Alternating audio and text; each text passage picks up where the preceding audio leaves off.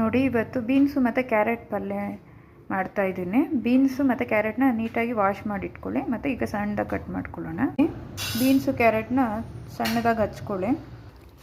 ಈಗ ಪಾತ್ರೆಯಲ್ಲಿ ಸ್ವಲ್ಪ ನೀರು ಹಾಕಿ ಅದಕ್ಕೆ ಸ್ವಲ್ಪ ಉಪ್ಪು ಹಾಕ್ಬಿಟ್ಟು ನಾನು ಓಪನ್ ಕುಕ್ಕರಲ್ಲೇ ಬೇಯಿಸ್ತಾ ಇದ್ದೀನಿ. ವಿಜಿಲೇನು ಹಾಕ್ಸಿಲ್ಲ, ಅದು ಬೇಗ ಬೆಂದ್ಕೊಳ್ಳುತ್ತೆ. ನೋಡಿ ಈಗ ಬೇಕಿಟ್ಟಿದ್ದೀನಿ. ಸ್ವಲ್ಪ ಉಪ್ಪು ಹಾಕ್ಬಿಟ್ಟು ಬೇಯಲಿ. ಅಷ್ಟೊತ್ತಿಗೆ ನಾವು ಒಗ್ಗರಣೆಗೆಲ್ಲ ರೆಡಿ ಮಾಡ್ಕೊಳ್ಳೋಣ. ಈಗ ನೋಡ್ಬೋದು ಕ್ಯಾರೆಟ್ ಎಲ್ಲ ನೀಟಾಗಿ ಬೆಂದಿದೆ. ಕುಕ್ಕರ್ಗೇನು ಹಾಕಿಲ್ಲ, ಹಂಗೆ ಬೇಯಿಸ್ಕೊಂಡಿದ್ದೀನಿ. ಈಗ ಇದಕ್ಕೆ ಒಗ್ಗರಣೆಗೆ ರೆಡಿ ಮಾಡಿ ಪಲ್ಯನ ರೆಡಿ ಮಾಡೋಣ. ಈಗ ಬಾಣಲಿಕ್ಕಾದಮೇಲೆ ಅದಕ್ಕೆ ಆಯಿಲ್ ಹಾಕ್ತಾಯಿದ್ದೀನಿ. ಈಗ ಸಾಸಿವೆ ಸಿಕ್ಕಿದ್ಮೇಲೆ ಈರುಳ್ಳಿ, ಕರಿಬೇವು ಮತ್ತು ಹಸಿಮೆಣ್ಸಿನ್ಕಾಯಿ ಹಾಕ್ತಿದ್ದೀನಿ. ಈರುಳ್ಳಿ ಸ್ವಲ್ಪ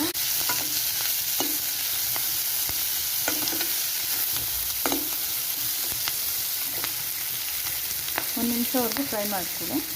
ಆಮೇಲೆ ಇದಕ್ಕೆ ತರಕಾರಿ ಹಾಕೋಣ.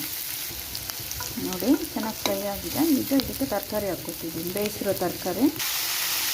ನೋಡಿ ತರಕಾರಿ ಹಾಕಿದ್ದೀನಿ. ಈಗ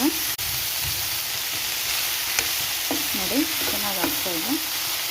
ಇದ್ರ ಜೊತೆಗೆ ನೀವು ಎಣ್ಣೆಗೆ ಬೇಕಂದರೆ ಸ್ವಲ್ಪ ಉದ್ದಿನಕಾಳು ಹಾಕ್ಕೋಬೋದು, ಇಲ್ಲ ಕಡಲೆಬೇಳೆ ಕೂಡ ಎಣ್ಣೆಯಲ್ಲಿ ಹಾಕ್ಕೋಬೋದು ನೀವು, ಆನಿಯನ್ ಹಾಕೋಕ್ಕೆ ಮುಂಚೆ. ನೋಡಿ ಇವಾಗ ಚೆನ್ನಾಗಿ ಫ್ರೈ ಇದಾಗ್ತಾಯಿದೆ. ಆನಿಯನ್ ಜೊತೆ ಚೆನ್ನಾಗಿ ಬೆರೆಸಿದೆ. ಸ್ವಲ್ಪ ನಾನು ಯಾಕಂದರೆ ಆಲ್ರೆಡಿ ಬೇಯಬೇಕಾದ್ರೆ ಹಾಕಿದ್ದೀನಿ. ಉಪ್ಪು ಚೆಕ್ ಮಾಡಿಕೊಂಡು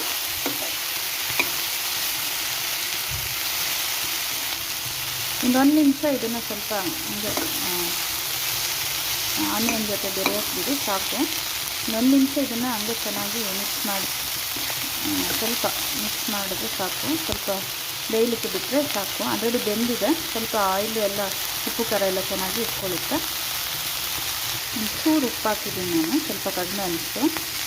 ನೋಡಿ ತುಂಬ ಚೆನ್ನಾಗಾಗಿದೆ. ಈಗ ಸ್ಟವ್ ಆಫ್ ಮಾಡ್ತೀನಿ. ಇದ್ರ ಮೇಲೆ ಕೊತ್ತಂಬರಿ ಕೂಡ ನೀವು ಸ್ವಲ್ಪ ಹಾಕ್ಕೋಬೋದು, ಮತ್ತು ತುರಿದಿರೋ ಕೊಬ್ಬರಿ ಕೂಡ ಹಾಕ್ಕೊಬೋದು. ತುಂಬ ಚೆನ್ನಾಗಿರುತ್ತೆ. ಮನೇಲಿ ಏನಿದೆಯೋ ಅದನ್ನು ಯೂಸ್ ಮಾಡಿ ನಾನು ಮಾಡಿದ್ದೀನಿ. ತುಂಬ ಚೆನ್ನಾಗಿ ಬಂದಿದೆ.